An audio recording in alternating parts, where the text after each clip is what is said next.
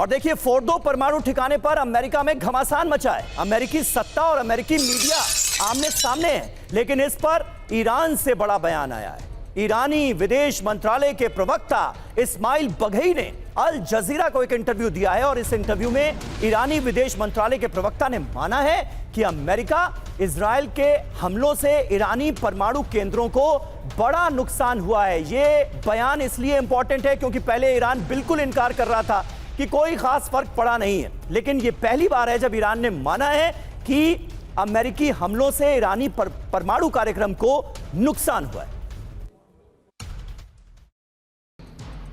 तो देखिए तमाम बयानात हमने आपको सुनाए और देखिए फोर्डो परमाणु ठिकाने पर पूरी दुनिया की इस वक्त नजर है। फोर्डो पर अमेरिकी हमले का कितना असर रहा, इस पर विवाद है।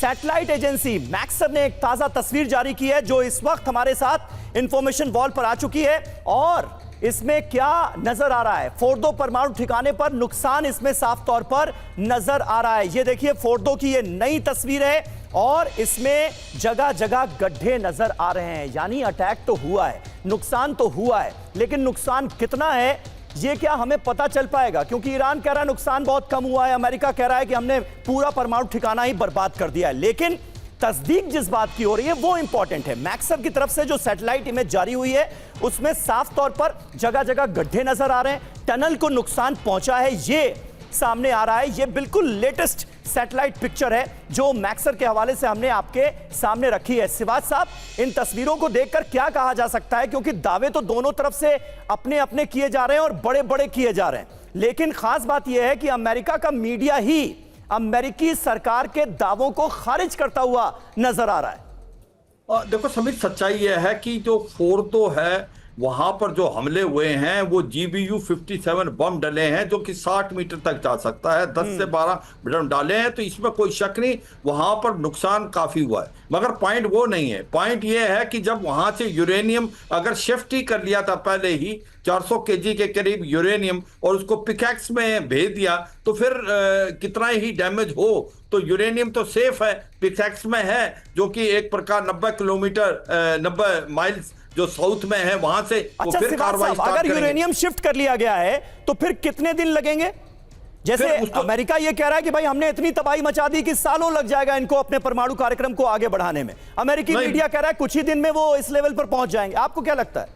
बिल्कुल नहीं। देखो सच्चाई है कि फोर्डो वाला जो प्लांट है वो तो दोबारा ऑपरेटिव नहीं हो सकता जल्दी, मगर उसकी जरूरत नहीं है ईरान को। ईरान के पास 400 केजी इनरिच यूरेनियम है, 60% है, उसको 90% करने के लिए उसको 1, 2, 3 महीने लगेंगे, ज्यादा नहीं लगेगा। तो अगर ये इनरिच यूरेनियम को बचाने में कामयाब हुआ ईरान तो वो दोबारा अपना जो न्यूक्लियर प्लांट था वो स्टार्ट कर देगा, 2-3 महीने से ज्यादा टाइम नहीं लगेगा।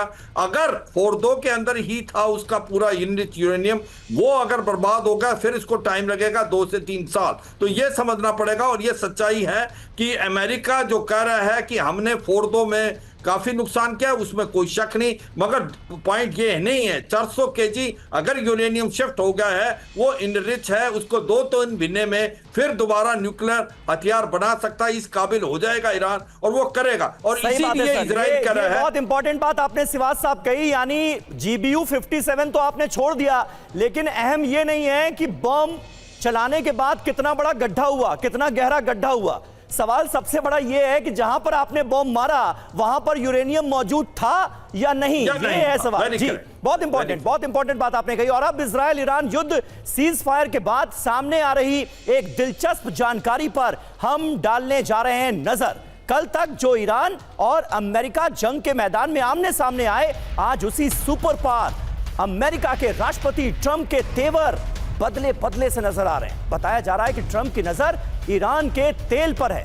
हैरत अंगेज तरीके से ईरान पर कड़े प्रतिबंध लगाने वाले ट्रंप अब ईरान के तेल भंडार को लेकर ढील बरतते हुए नजर आ रहे हैं। ट्रंप ने कहा चीन को ईरान से तेल खरीदने की इजाजत है, चीन अब ईरान से तेल खरीद सकता है। वहीं ट्रंप ने यह भी कहा कि ईरान के पास बहुत सारा तेल है, तो नजर कहां है ट्रंप की? हालांकि ट्रंप ने जो कहा वो बात दुनिया जानती भी, पर ईरान की तारीफ में ट्रंप ने एक कदम और आगे जाते हुए कहा कि ईरानी बहुत अच्छे व्यापारी होते हैं। सीज फायर के बाद से ट्रंप का रुख आप देखिए कैसे बदला बदला सा नजर आ रहा है, बदले बदले से सरकार नजर आ रहे हैं। आपको डोनाल्ड ट्रंप का कुछ दिन पहले दिया गया अब एक बयान दिखाते हैं और इस बयान से यह जाहिर होता है कि ट्रंप की नजर ईरान के तेल भंडार पर है। तो देखिए ईरान के तेल भंडार पर डोनाल्ड ट्रंप की कैसे है नजर। ईरान से चीन के तेल खरीद को ट्रंप ने हरी झंडी दे दी है। अमेरिका ईरानी तेल पर लगे प्रतिबंधों में जो तमाम सैंक्शंस ईरान के ऊपर लगाए गए हैं, अमेरिका की तरफ से उसमें ढील भी दे सकता है। दूसरे देश भी ईरान से तेल खरीद सकते हैं। अमेरिका ईरान से सस्ता तेल खरीदने का इच्छुक नजर आ रहा है। सोचिए कैसे वक्त बदल गया, हालात बदल गए। ईरानी तेल भंडार से अमेरिका को भारी फायदा मुमकिन है। कम पैसों में अमेरिका अपना तेल भंडार बढ़ा सकता है। किसके जरिए? ईरान के जरिए। ईरान के पास आखिर है कितना तेल, यह भी जानिए। ईरान के पास दुनिया का चौथा सबसे बड़ा तेल भंडार है और यही उसकी सबसे बड़ी ताकत है।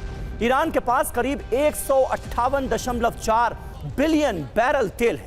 वैश्विक तेल भंडार का यह करीब 10% है और यह कहां मौजूद है? ईरान में। 2023 में रोजाना 2.4 मिलियन बैरल तेल का उत्पादन किया जाता है। तो देखिए हमारे साथ इस वक्त मौजूद हैं अचल मल्होत्रा जी भी। अचल जी, ये ईरान का तेल भंडार ही है क्या जो कि डोनाल्ड ट्रंप के रुख में इतना बड़ा परिवर्तन लाता हुआ नजर आ रहा है? डोनाल्ड ट्रंप कह रहे हैं कि ईरानी अच्छे व्यापारी होते हैं और डोनाल्ड ट्रंप तो हैं ही अच्छे व्यापारी।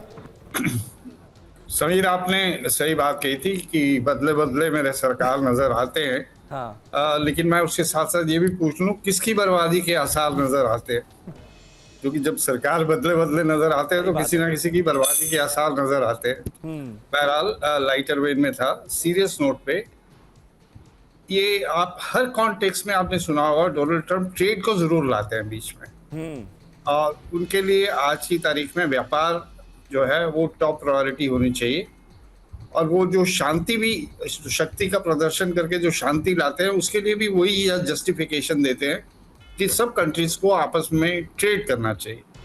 तो ट्रेड बैरियर्स की बात करके फिर वो उसमें यू टर्न लेना, ये उनकी फितरत में शामिल है। बहरहाल अगर डोनाल्ड ट्रंप सीरियस हैं इस बात को लेके, अगर सैंक्शंस रिलैक्स होती हैं तो मुझे लगता है कि ये विन विन सिचुएशन है सबके लिए।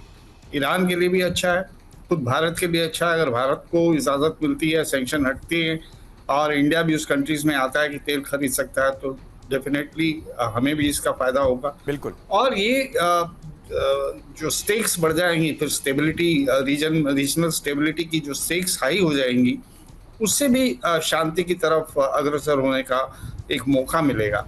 लेकिन मेरा बार बार यही कहना है कि कोर इश्यूज जो ईरान न्यूक्लियर इशू है या पैलेस्टीनियन राइट टू होमलैंड है, ये सब अभी वहीं के वहीं अटके हुए हैं। तो ये जब तक इस पे कोई सलूशन नजर नहीं आएगा, कोई कंक्लूसिव नतीजा नहीं निकलेगा, तो ये टेंशन्स बनी रहेंगी। जेडी वांस ने कहा कि अगर फिलहाल तो हमने इसकी न्यूक्लियर कैपेबिलिटीज को खत्म कर दिया, लेकिन अगर ईरान दोबारा इस तरफ कदम उठाएगा तो हम फिर एक्शन लेंगे। तो ये अनसर्टेनिटी, इंस्टेबिलिटी, ये सब जो बनी हुई है, ये सब अच्छी नहीं है वर्ल्ड ऑर्डर। ये बात तो सही कही सर, आपने बिल्कुल सही बात कही कि भले ही सीजफायर हो गया हो, जंग खत्म हो गई हो, लेकिन अंदर ही अंदर जो है वो चिंगारी भड़क रही है। अब ये चिंगारी आग में कब परिवर्तित हो जाए और कब दोबारा जंग शुरू हो जाए, इसके बारे में कोई कुछ कह नहीं सकता।